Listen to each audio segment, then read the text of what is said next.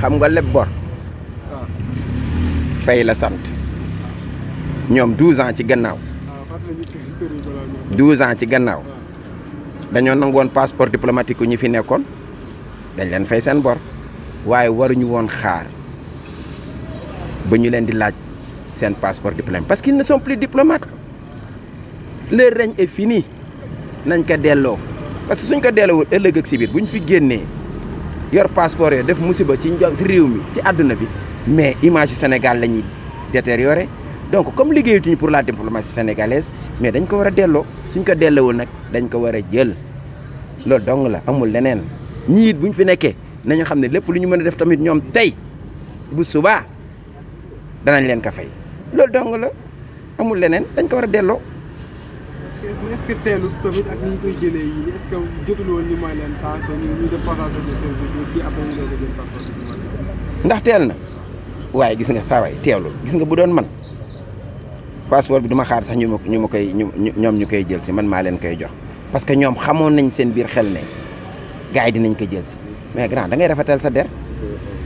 nga bañ ñu jàpp la ñu bañ ñu jam la loolu dong la et puis suñu passeport diplomatique yi nag dañ ko war a xoolaat bu baax dañ ko war a xoolaat bu baax a baax a baax. waaw ci laa la bëggoon a laaj sax parce que damaa gis ne peut-être am na ñoo xam ne peut-être ñoom sax servir nañu réew mi ci benn pan am na ñoo xam ne peut-être gis nañu ni du mën a servir ñu réew mi sax mais ci benn kii bi te ñoom ñoo ngi seen passeport du doxantu ak ñoom est-ce que aussi loolu du indi jeexital. ah waaw xam nga nit yenn saa yi état dafa nekk lu nga xam ne dafay soxla nit nag si jimi jamono mën nañ la bàyyi sa passeport diplomatique bi parce que ñëpp ñuy liggéeyal état tamit du ñu feeñ si kanamu nit ñi de am na ñoo xam ne yow yaa yaakaar ne passeport diplomatique bi dañ ko yor rek mais amalu ñu njëriñ état mais ñi ngi liggéey état si suuf te duñu ko wax fenn ñooñu bu fekkee ne amal nañu njëriñ réew mi nag njëriñ réew mi même ñi fi jógee nii te passeport diplomatique yooyu ñu mun ci bàyyee ñenn pour que ëllëg ak si biir état du Sénégal wala réewum Sénégal ñu liggéeyal ki ci ni mu gën a rafete ah mën nañ ci jox ñenn waaye ñu ci gën a bëri nag moom bu fekkee ne amuñu benn njëriñ pour ñu yor ko nañ ko delloo daal loolu moo gën te mooy yoon. ci doxalinu passeport diplomatique bi maanaam yow ñan nga jàpp ñoom lañ war a laaj. ñan lañ ko war a laaj. ñan lañ ko war a jox ci jamono yi. ah waaw xam ne yelloo nañ passeport diplomatique. waaw toute personne nag qui pourra vraiment dans tous les domaines économique social diplomatie diplomatie sportive am na de ah sportive sax kon war nañ kaa mën a am ah bon yooyu yëpp ku si nekk koo xam ne tey ji Sénégal nekk nga doomu réew mi te war a mën a indil réew mi dara ah bu fekkee ne njort nañu ne suñ la ko joxee di nga ñu mën a liggéey te nu mu gën a rafete mën nañ la ko jox waaye nag nga fekk nag vraiment nga nekk à la hauteur daal et voir comme ni ko président bi xam nu ma leen jubal waaw c'est un beau slogan et ce slogan doit être nag traduit en acte d'abord nag parce que ceux qui viennent d'arriver au pouvoir ñoom ñi ko joxe que mu bañ a nekk rek slogan kese que ñu commencé ci jiitu ci nag pour que en fin de compte la masse mën cee topp sinon rek ce sera encore un échec comme li fi jot a jàll. waaw te ñaanuñu ko yàlla nag lu ñu bëgg Sénégal bu jëm ci kanam pour les générations futures léegi.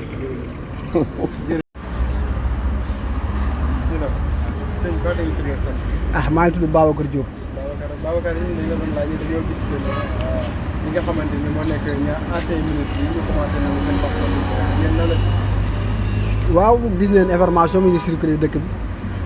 Diomaye Faye jël na benn décret pour nangu passeport suspendre passeport diplomatique yi nga xam ne ancien ministre yi ñu ko yore bon loolu nag pour ñu leeral si lu yaatu moom dafay xaw a difficile ndax décision bi moom da gis ne ko nii rek mais xamu ko yan propos la si Diomaye gis wala propos jël pour mën koo suspendre mais daa leen doon passeport diplomatique li nga war a joxe pour Sénégal da nga war a jox ni ko xam ne ni ko extraordinaire koo xam ne day représenté Sénégal partout dans le monde mais Sénégal gis na passeport diplomatique da nga ko jox ñoo xam ne daanaka maa ñoom a yem seen travail répété wu lu bëri Sénégal waaw dafa dara loo xamoon ni Sénégal te passeport diplomatique du ñu neex nga ko joxe nit waaw mais nag décision boobu nag ñun man par rapport man moom patron laa mais dama siy kontaan. est-ce que aussi nekkul wàllum fayantoo wala mu teel ba par rapport non du fayantoo parce que réew mi da nga ko defaraat wàllu administration dafa fort dafa am important te Sénégal si administration bi da nga ko fooyee de trop boo dem ba partout instant bii nii nit ñi kenn xàmmeetul ki nga xam ne leen war a jox passeport diplomatique ak ki nga xam ne waru ko am te loolu dañ si war a jàngat man dama jàpp ne du fonde parce que réew mi fi mu toll wala adduna bi waruñ ci yéexal dara dañ war a gaawal affaire yi daf ko fast track lu defaraat Sénégal tabaxaat bi man gisuma ko gaaw dañ ko war a lépp lu ñu si def dañ ko jël si lu teel parce que 5 ans bëriwul mais boo taxaw di téléphone naan tey ak suba da la fay bàyyi ba bois li nga bëgg a rek doo ko mën a rek mais teelu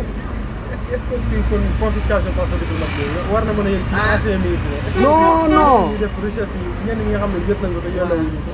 du si am si ministère kese neen dugg si fépp musiciens yeeg sëriñ yeeg ak ñëpp ak ñi nga xam ne daanaka seen représentant si réew mi am benn important ñoom la leen jiyee parce que xam ne ne ku si Sénégal ku fa am passeport di ba xam ne la parce que aéroport nga jaar booy tukki kon képp xam ne yor nga passeport diplomatique si anam yoo ko yoree c'est illégal dañ ko war a jël waruloo ko seetaan du am si ministre yi kese député yeeg ministère yeeg musiciens yeeg sëriñ yeeg ñi nga xamante ne daanaka mooy loolu comme ay soi-disant sëriñ ne rek ñoom ñu dem war a jël seen passeport dem danga ko téeku daa dañ ko war a respecté